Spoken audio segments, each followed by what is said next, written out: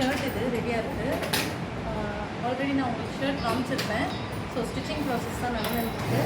Balance shirt வந்து தைக்க ஆரம்பிச்சிட்டாங்க. சீக்கிரத்தில் தைச்சி முடிச்சுட்டு இதே மாதிரி ஃபுல் ஃபினிஷிங்கோட உங்களுக்கு ஷர்ட் கிடைக்கும்.